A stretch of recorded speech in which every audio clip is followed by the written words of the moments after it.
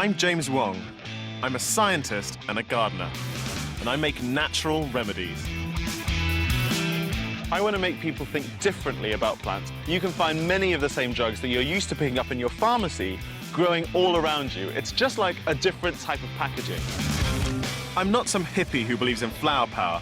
I'm an ethnobotanist trained at Kew Gardens. After studying the use of plants for years, I've got recipes to help with minor ailments from coughs and colds to acne and even some beauty treatments to make you look and feel wonderful. I want to show you how easy, how cheap it is to make your own home remedies from stuff that's probably already in your back garden.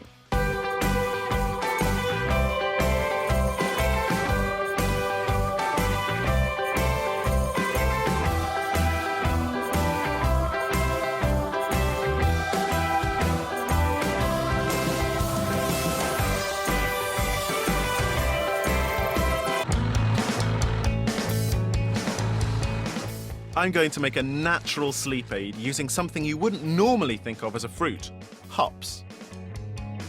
Although it doesn't look like a traditional apple or banana type of fruit, it's called a fruit botanically because it contains the seed of the plant.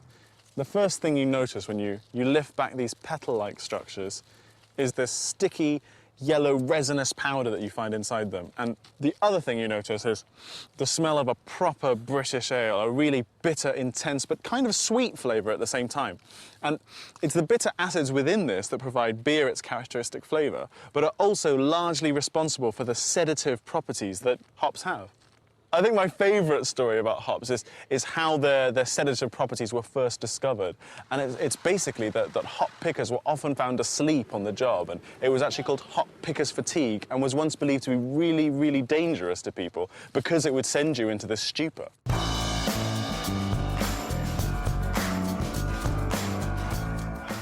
Hops are incredibly easy to grow in your own back garden, and you can pick one up from your local garden centre. I've dried my hops by hanging them inside for a week, but you can buy dried hops from suppliers online. I'm going to use these dried hops to make a sedative pillow. And a herbal pillow might sound a little bit granny-ish, and you might have trouble believing it works, but really, inhaling substances is a fantastic way to administer drugs. Hops contain bitter acids and volatile oils, which have sedative effects. Breathing these in can calm the nerves, relax you, and help you fall asleep. This recipe is so easy. Firstly, snip off some of the fruiting cones. If you've ever got this close to the dried ones and started picking them, you'll notice their effects really quite quickly. I can very much say that I've been doing this just a couple of seconds. It's already hitting me. Put 3 to 4 handfuls of hops cones into a breathable lining, which you can slip inside your pillowcase or keep beside your bed.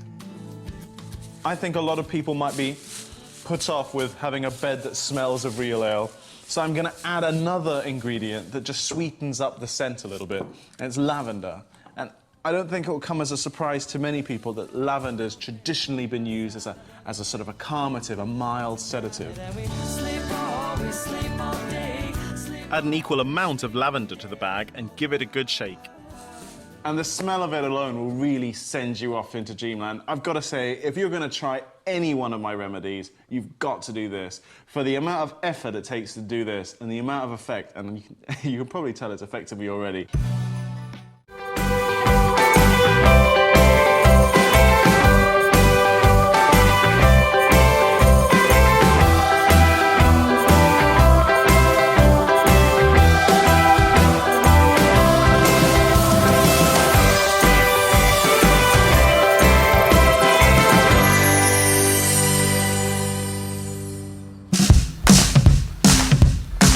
Loads of drugs already in your medicine cabinet contain active ingredients that come from plants. Many plants haven't been clinically tested because they're traditional remedies that companies can't patent, but we do know a lot about the chemicals that plants contain and how they might work.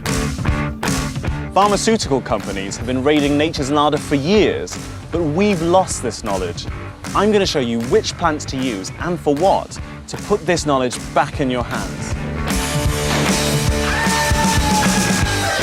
all parts of plants can be used to create remedies for minor ailments, but in this episode I'm going to focus on flowers, one of nature's greatest medicine chests for all sorts of everyday complaints. As little as 100 years ago, if you were to take someone around here, it'd be like a supermarket and a chemist rolled into one. They'd say, this can get rid of my kid's headache, or this will be great in my salad. But I think it's really sad that in just a few decades we've lost all this knowledge. Cornflowers. These are traditionally used for hundreds of years to treat a whole variety of eye complaints. This is the plant that heroin comes from, or opium, the opium poppy. And almost every prescription painkiller you have is based on chemicals first isolated from this plant. Your back garden is really a free pharmacy. It's just about knowing which plants to pick and how to use them. You don't need green fingers or a science lab to grow and make your own remedies. All you need are a few flower pots, a bit of garden, or a walk in the countryside.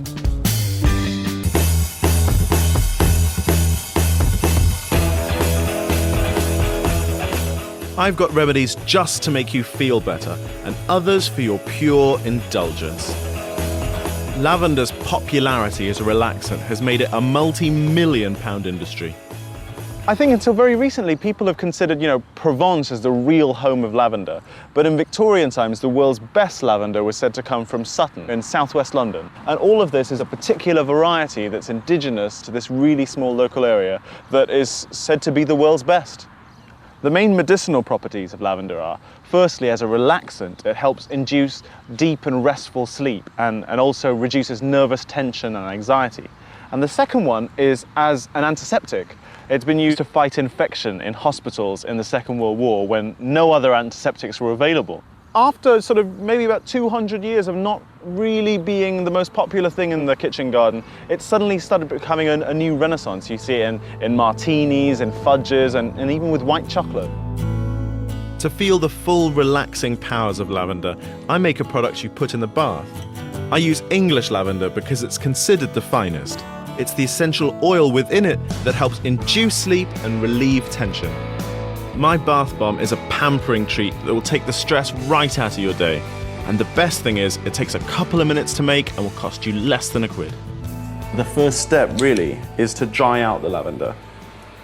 The oven's been on at, 250 degrees centigrade? Turn it straight off. If you just scatter a couple of them on a baking dish, with a bit of a nice spacing just to get air circulation around them. Just by sticking them in for even as little as an hour, you reduce the water content quite significantly and get this fantastic dry, almost crunchy sort of texture. And that's really important when making bath bombs because bath bombs cannot have any water touching them or they will instantly start to fizz. To get that fizzing action, you need to combine an alkaline and an acid. So I'm using 3 tablespoons of bicarbonate of soda and 1 tablespoon of citric acid, which you can pick up at your pharmacy. Take the dried lavender out of the oven, roughly crumble it into the mixture, and add about 8 drops of lavender essential oil. Mix it together. You can use this as a bath salt, directly adding it into the bath where it'll fizz.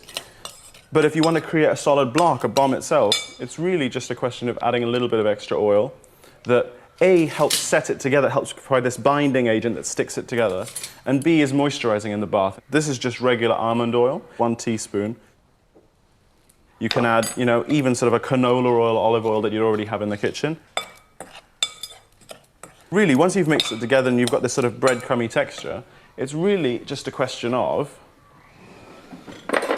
popping it into a mold. And it's just pushing them in and patting them down with the back of a spoon until it's really compacted. I'd leave it for about an hour, and then you're done. And here's the really fun bit. There are loads of bath products on the market, but making your own is a great alternative, and it'll help you beat the credit crunch. They're so easy to make at home with your kids. You can teach them about botany and chemistry and get them clean all at the same time. One of the first things you notice is this really strong hit smell of lavender. I mean, the bomb itself smells of lavender, but so much of the oil is trapped inside that you don't notice it. But when it gets released, you get this really strong sort of blast of it. And the most fantastic thing is you already start feeling sort of dozy and sleepy when you smell it. I'm an ethnobotanist, not a doctor, so if you're feeling under the weather, my advice is go and get a professional diagnosis. But once you've got that, you can consider using plant-based remedies as part of the solution. Next time, I'll be turning flowers into gentle remedies for acne and eczema, making lozenges to soothe sore throats, and creating my own luxurious and relaxing bath bomb. Check it out. You can find the recipes for my remedies and advice on how to use them at bbc.co.uk/growyourown-drugs. What connects a fishing empire with the Bank of...